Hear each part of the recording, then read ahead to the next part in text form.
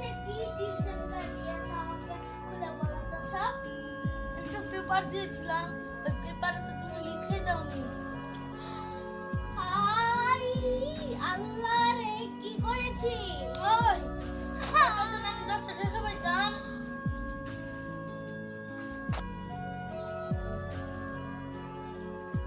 ও আমি তোর কাছ থেকে 10 টাকা নিয়েছিলাম, আমার তো কেবল মনে পড়লো।